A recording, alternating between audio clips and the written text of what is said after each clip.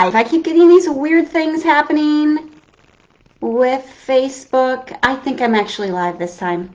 All right. We're going to go with it, and my husband's going to let me know if I'm not live. Okay? He's giving me a thumbs up. I'm live. I am sorry I'm about 10 minutes late.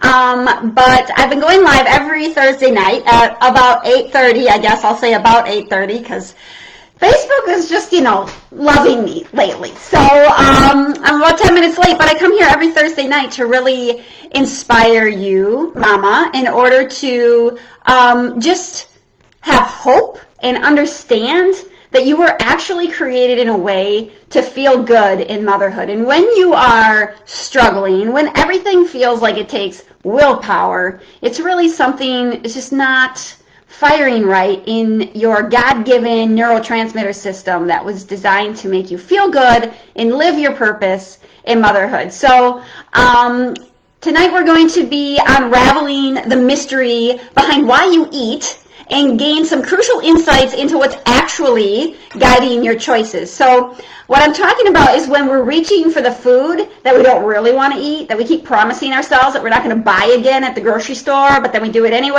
and we eat it anyway, and we just get trapped in this cycle of frustration and guilt because it really is scratching this itch. It's really making you feel good to some degree, but it's also your enemy, okay? So how do you get out of this cycle? If you don't know me, I'm Lindsay Marie, and after about 6 years of navigating the exhaustion, the overwhelm, the irritability that just seems to come with motherhood, I discovered a way to sustainably overcome it. And so now I'm a mental health nutrition coach, so I can help other moms like you shift from barely surviving to actually thriving by rebuilding these natural feel-good systems in our brains that I'm talking about. So usually when moms start working with me, there's some sort of vice. There's some sort of food, there's some sort of drink that they're going to in order to feel good. Very commonly, this is some form of sugar, okay? And sometimes it is that evening drink or something snacking on after your kids go to bed. And by working with me through the program, and what I'm going to share with you tonight is really I teach them how to listen to their body and give their body what it really is asking for, which is not sugar or alcohol, and actually learn how to support their body in healthy, sustainable ways instead, giving their bodies truly an opportunity to thrive and work the way that they were designed instead of being reliant on those substances. So tonight we're going to gain some of those insights that I teach my clients that are really shaping your eating habits and how these habits are directly tied to your feel-good engines, which you can fuel them in healthy ways. You don't need to use the unhealthy things to fire your feel-good engines. In fact, you shouldn't. And most importantly, I'm going to give you some strategies to start shifting away from that mindless munching and truly thrive in your life. So before we dive in, I'd love to hear from you first because I like this to be a discussion. Nice to meet you years and years ago, Tina. Just comment. I'd love to hear from you. Just share one food or drink that you find yourself reaching for, even when you promised you would never buy it again or you'd never eat it again. Like, what do you just cannot give up? It just makes you feel too good.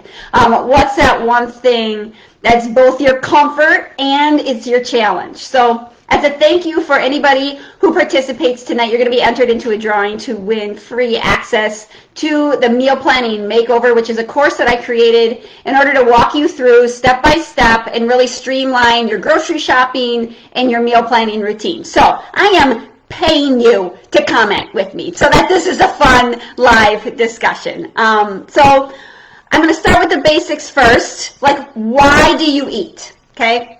There are 4 reasons that you eat that I think, I came up with them. Maybe there's more, so tell me, let me know. But this is all I can think of. You eat because you're hungry. So your stomach's growling, like you're aching for food. You're hungry. You need to eat, okay? That is closely related to your blood sugar being low. Maybe you're eating because your blood sugar is low. You feel weak, you feel shaky, you feel tired. You just know you need to eat something. The other reason is it's just a habit, right?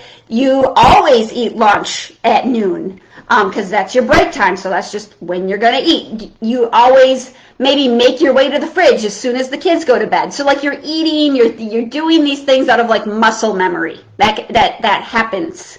So that could be one reason that you're eating. And the other reason is, and what we're going to focus on tonight, is when it's a craving, right? So are you making the way to the fridge because it's bedtime and you're just craving that feeling of relaxation? Or Christina says stress, like you're eating because you're stressed, so you want to tolerate stress. I am going to eat this thing in order to tolerate the stress that is going on in my life. Maybe you want to have a sense of humor with your partner after your kids go to bed. You want to feel so rigid, so you drink something or eat something to make you just more flexible. If you're thinking, no, I just really want cheese. Like, there's no other reason. I just want cheese. Like, I put money down that it's not the cheese that you really want. It's the feeling that the cheese is giving you, and that's what you're craving. You're craving the feeling. So just think about that next time you reach for whatever it is you don't want to be eating so much of. So some of these reasons for eating can overlap, of course, but there's a major player every time that you decide to eat. So the next time you go to nourish yourself, just ask yourself, like, what's the reason? What's the reason I'm eating? In the comments, you can let me know when the last time you found yourself reaching for food.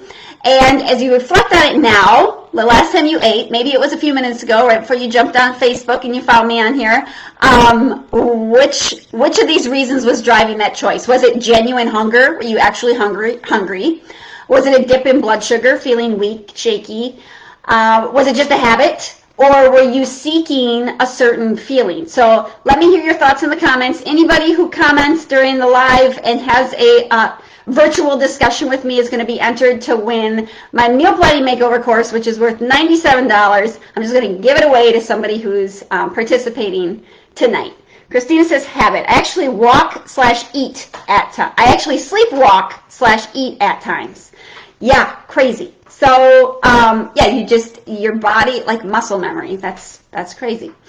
Hunger, Susanna says hunger. So I want to focus tonight on the emotions that are driving your cravings, because that is where you have power that you don't even realize, right? You are not a victim to your cravings. In fact, your cravings are like actually empowering if you know how to listen to them. They're telling you exactly what your body needs in order to feel good long term. So think about when you're craving something the most throughout your day. Like, what time of day is it? Maybe it's right away in the morning.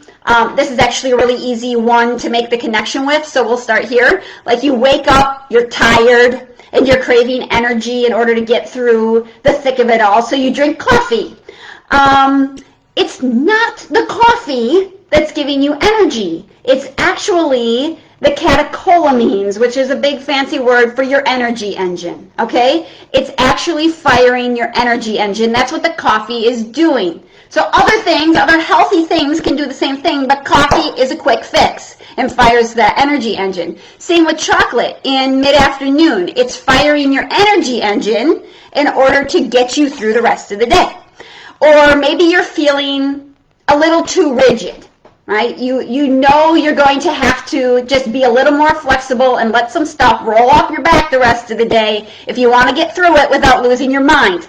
So you just need to have a little sense of humor, a little positivity in your life, let things roll off your shoulders. So maybe you reach for some sugar, okay? And the sugar isn't what's actually taking the edge off. It's the serotonin, or your happy engine, is firing when you eat the sugar, if that's why you're eating it. If you're eating it to just kind of like let things roll off and get a little sense of humor and positivity, what's actually happening is your happy engine is firing when you eat the sugar, and this is actually making you feel more positive. Or maybe you know you need to rest. You need to put your feet up.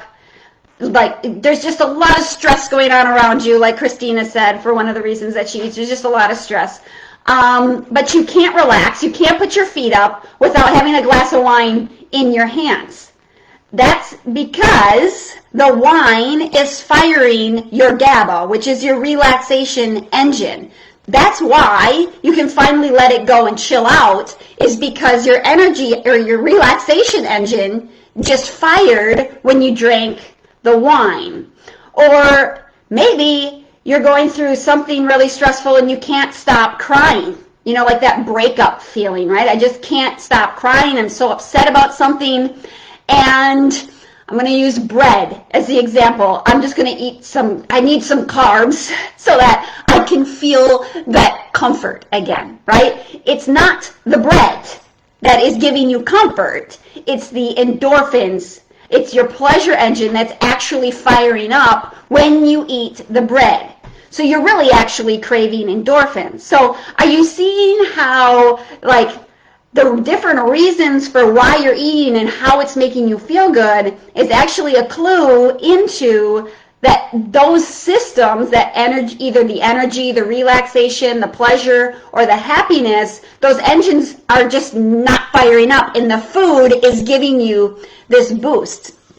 The problem with firing your feel-good engines this way, with coffee, wine, sugar, bread, whatever it is, insert your vice, is that the feeling is short-lived, and you're not doing anything actually to refuel those engines when you eat that food. You're really just pushing through, right? You're really just doing what's always worked in the past. And as soon as the food is gone, the feeling disappears. And not long after that, guess what?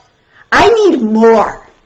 I need more coffee. I need more sugar. I need more wine. I need more bread. All of the things that you promised yourself that you would stop eating, you're not going to stop eating it, because it keeps firing these engines. So you can't. So you're going to need that. You're going to need to learn how to support those feel-good engines. If you really want to say no for good, you got to learn how to support that relaxation engine, the pleasure engine, the energy engine, and the happiness engine in healthy ways, or you'll forever be addicted to these foods. And worse yet, that addiction could get stronger and more dangerous to other addictions. So when you think about the times you've reached for one of your crutches, can you recall the underlying feeling or need that you were trying to address when you ate that? What were you actually looking for? Was it energy? Was it positivity, relaxation, or were you just seeking like a moment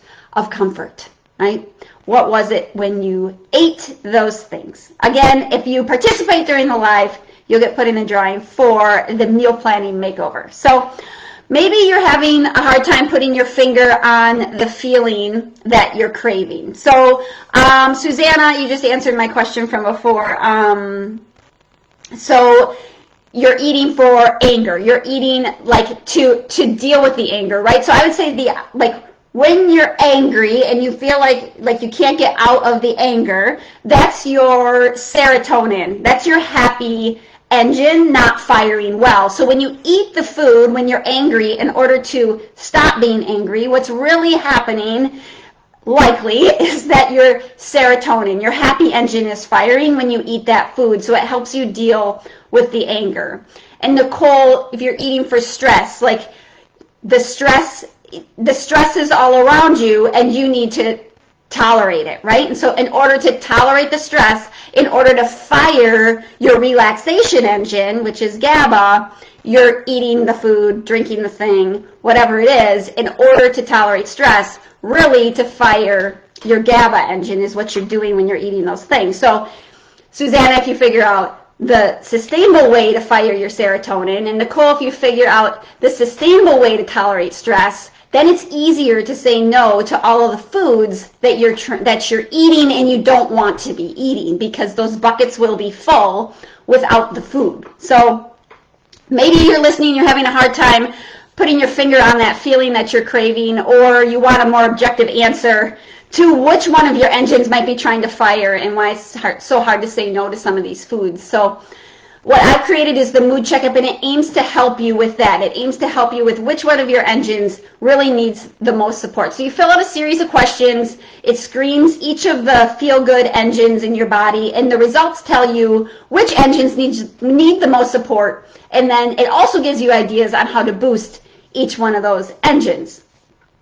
And then once you see which engines are the most depleted, you'll have a clue into your cravings, right? You'll see which ones are the lowest. So for instance, if your GABA is low, you might realize, like Nicole, that you're reaching for food a lot in order to relax.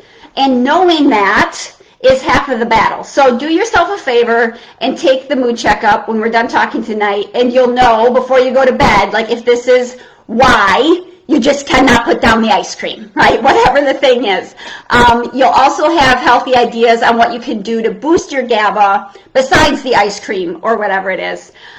So head over, it's moodcheckup.rebuildyourbrain.net. I'll also put it in the comments so that you don't have to remember it.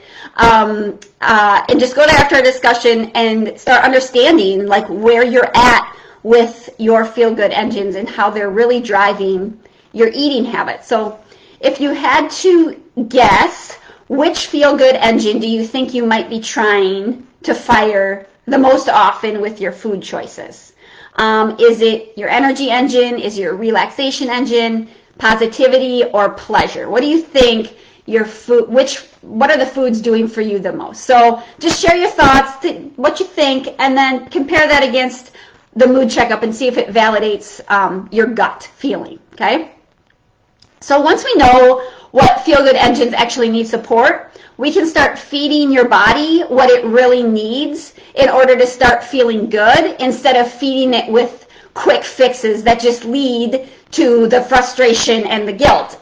So that starts with the right vitamins and minerals. We got to give our bodies the right vitamins and minerals in order to fire these feel-good engines. I only give specific, like to the T recommendations to the clients in my Feeling Good in Motherhood program because everybody's bodies are different and I don't ever want to make like a blanket statement, but like at the very least, you should be taking some sort of quality multivitamin that you're comfortable with, and also fish oil if you're not already taking those things. But the most important supplements you can take to support your feel-good engines are actually the right amino acids. So you can buy amino acids over the counter, but taking them the way that the bottle describes is often not adequate. So you got to take them at the right doses, at the right times of day. And again, I only give recommendations to my clients for these, but it's important for you to know that this is an option. Like there are over-the-counter supplements that you can buy to boost these engines in that moment instead of shoving the food or the drink in your mouth. And it will fire the same engine, okay? I could also just like give you a list of food and a list of things to do to boost your engines. I could do that, but the reality is that you are already doing the best that you can. I know you're already doing the best that you can. We're all doing the best that we can. What you need is a complete overhaul of your feel-good engines, and that comes with these added supplements for this season of life that you're in until you can really get your feel-good engines humming. And then once they're humming, like I said, it's much easier to change your eating habits. But right now, like I can't tell you to eat broccoli because it will help some engine. I can't tell you to go eat broccoli and dip instead of ice cream. No, because it's not going to fire your feel-good engine. Like we have to give your brain what it needs first so that it's easy to say no to the ice cream, okay? So what I will tell you is to eat protein every 3 to 4 hours. Like that's going to help with whether you're eating, whatever reason you're eating for. If you're eating protein every 3 to 4 hours, it's going to help with the hunger, the blood sugar, the cravings. And honestly, this alone can change your life. This changes lives just by paying attention to eating enough protein. And as a mom, it's so easy to skip meals and to just put ourselves last and to eat on the go and to eat processed food really because it's quick and easy. Okay, so just focusing on being able to eat protein every 3 to 4 hours can really make a difference. Between eating enough protein and getting the right vitamins and minerals in your body and then adding amino acids to your supplement regimen, you can really start firing all of your feel-good engines without the foods that are currently sabotaging your mental health, your physical health, all of the things. You can fire them without those foods. And it can be easy to say no to them when your body has everything that it needs to feel good. Just right now it doesn't have everything that it needs to feel good. The like your body doesn't have what it needs to create that serotonin and to flip that serotonin switch or to flip that GABA switch. But once you get what you need in your body to flip those switches naturally, then it's a gazillion times easier to say no to those foods that seem to have this hold on you, okay? Remember, if you participate tonight, I'm giving away a what am I saying? Meal planning makeover to somebody who's participating tonight. So another question for you, how many of you currently are prioritizing protein in your diet? Like you think, if I'm going to reach for something, I'm going to reach for protein. If I only have a minute to eat, I'm going to eat something that has protein. Are you really consistent, actually, with eating protein every 3 to 4 hours, or is it something that you tend to overlook? So just share whatever protein habits you have in the comments on this page or in this group, wherever. This is the most important thing. So if you have a favorite protein-rich snack or meal that's just easy for mama, share it here so that it can inspire somebody else to do the same. Sorry, Susanna, I'm not sure what you said energy question mark for, but let me know if you have a question specifically, because I didn't get to that when you first wrote it. Christina, I can't put the Halloween candy down. I told the kids they have to hide it. So you're not hiding it from your kids. Your kids need to hide it from you. Yes, because of the stress. I think you said you go to it for stress. Is that really what you're going to the candy for? Or are you going to the candy for something different? Nicole says overlook. So she's overlooking the protein. Yeah, it's an easy thing. It's an easy thing to overlook. And Susanna, I think you brought up Epic bars before. Yes, they are that's an amazing way to just get something in your mouth. Like it's a prepackaged meat bar, but it's protein, mama. Okay, so don't worry about it being perfect. Just make it simple for now. Susanna, I think it was one of the options you told us to guess our category. Oh yeah, category before the mood checkup. Yes. So your energy engine. So that will be the catecholamines. There'll be a bar chart that says how full each of your buckets are. And so your guess is that the catecholamine bucket's going to be a little low. You need some more energy in life. So put any other questions you have for me in the comments, or send me a direct message. I know that this stuff can be private and not something everybody wants to share publicly on Facebook, so my inbox is always open. And tell me, what's one revelation you had in the last 20 minutes that you plan to do something different with, you plan to act on, whether that's protein, the mood checkup, just a general awareness, what you're going to do differently next time you reach in the fridge, or how you're going to think differently the next time you reach for something to eat. And remember, everyone who participates tonight gets put into a drawing for free access to the Meal Planning Makeover course, which I designed to literally save you days from your life by streamlining your grocery shopping and your meal planning routines. So Nicole's going to do the mood checkup and protein. Good. Simple. Simple. Give yourself a pat on the back. Have a little self-compassion. I'm glad you're doing that for yourself tonight and the coming days. So let me know how it goes. Like I said, my inbox is always open, and I love follow-up with how these Thursday night discussions are affecting people's lives. So I'd love to hear back from you. Susanna's going to do the mood checkup. My naturopath gave me herbs to try to help, but I reacted pretty badly to them. Yeah. So the beauty of amino acids is they are in protein. So every time you eat protein, you're getting amino acids, and your body is working to take them all and do all these different things and all this sciencey stuff that I don't quite understand. I just focus on the mood stuff.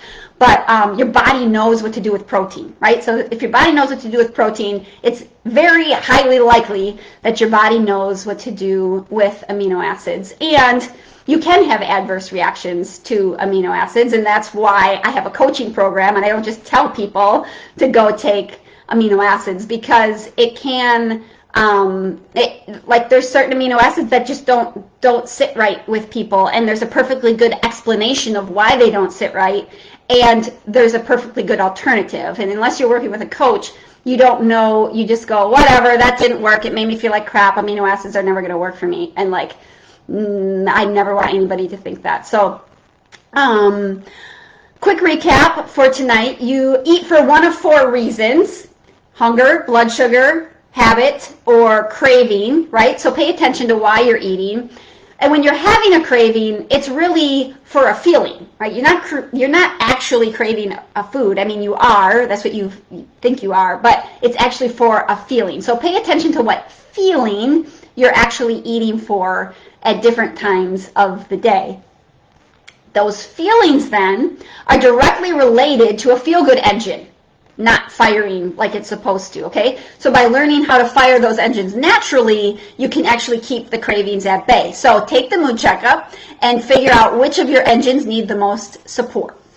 Amino acids are the most important ingredient to fueling those feel-good engines naturally. So they are found in protein, and it's really important not to skip meals. So make sure you're eating protein every 3 to 4 hours. And amino acid supplements are the best way to get feeling better faster, getting those feel-good engines revving up faster, and that's what I help moms with in the Feeling Good in Motherhood program. So I don't see any other questions or comments, so thanks to everyone who participated tonight. Watch your DMs to see if you won the meal planning makeover, and get your little butt over to the mood checkup if you haven't already, so that you can figure out before you go to bed tonight if this is a thing for you. And make sure that these weekly events and the mood checkup are shared with all the moms in your life that you know need a little love and inspiration, that it's actually possible to feel good in motherhood. So don't forget that. Don't ever, ever, ever forget that you and all your mom friends are meant to feel good in motherhood. All right? I love you, and I'll see you next week. Mwah.